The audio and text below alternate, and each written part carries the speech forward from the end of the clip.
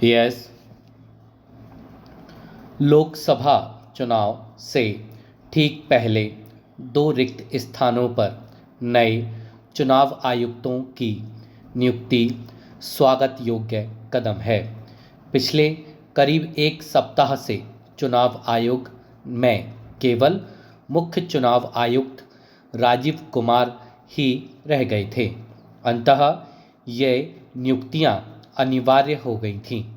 3 आयुक्तों में से एक चुनाव आयुक्त अनूप चंद्र पांडे 14 फरवरी को सेवानिवृत्त हो गए, जबकि दूसरे सदस्य अरुण गोयल ने विगत 9 मार्च को अचानक इस्तीफा दे दिया था।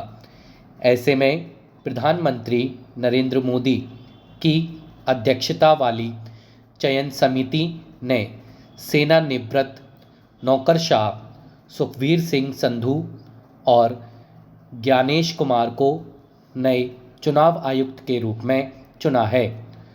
चुनाव आयुक्तों की दौड़ में 212 अधिकारियों के नाम शामिल थे, जिनमें से 6 नामों की सूची ही सीमित समिति के सामने अंतिम निर्णय के लिए रखी गई।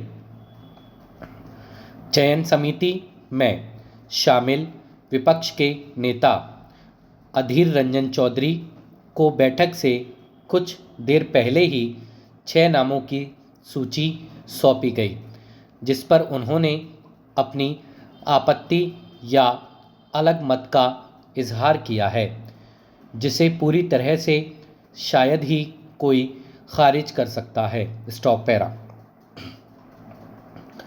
चुनाव आयुक्त चुने गए दोनों ही अधिकारी अनुभवी हैं और उनके अनुभव से आयोग को अवश्य लाभ होगा। पहली नज़र में इन दोनों अधिकारियों को लेकर किसी तरह के विवाद की चर्चा नहीं है।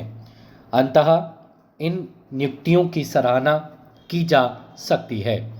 सरकार के विरोधियों के बीच अक्सर यह चर्चा होती है कि गुजरात से संबंधित अधिकारियों को ज़्यादा आगे बढ़ाया जाता है, पर संधू उत्तराखंड केडर तो ज्ञानेश कुमार केरल केडर के अधिकारी रहे हैं। हाँ, अधीर रंजन चौधरी की जो शिकायत है वह अब आगे के वर्षों में हमेशा कायम रहने वाली है। देश में सरकार कोई भी रहेगी, विपक्ष इन नियुक्तियों पर सवाल उठाता रहेगा। पिछले साल चुनाव आयुक्तों की नियुक्ति को लेकर ऐसा कानून बन गया है जिसके तहत चयन समिति में देश के प्रधान न्यायाधीश की कोई भूमिका नहीं रह गई है और उनकी जगह एक केंद्रीय मंत्री को दे दी गई है। जाहिर है ऐसे में सरकार का पलड़ा भारी हो गया है, जिसकी शिकायत अगर विपक्ष के नेता कर रहे हैं तो किसी को चौंकना नहीं चाहिए। चुनाव आयुक्तों की नियुक्ति से जुड़ी एक याचिका पर सुप्रीम कोर्ट ने आज सुनवाई भी होनी है।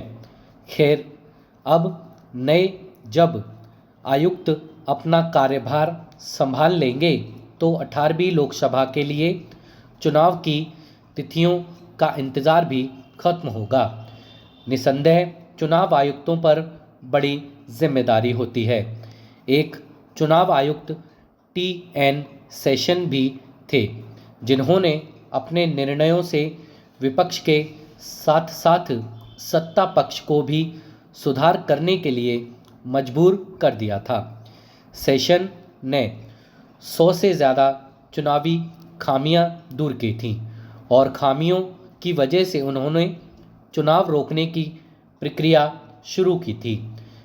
अनियमितता की रिपोर्ट मिलने के बाद उन्होंने कई सीटों पर बड़े पैमाने पर पुनर्मतदान करवाया था।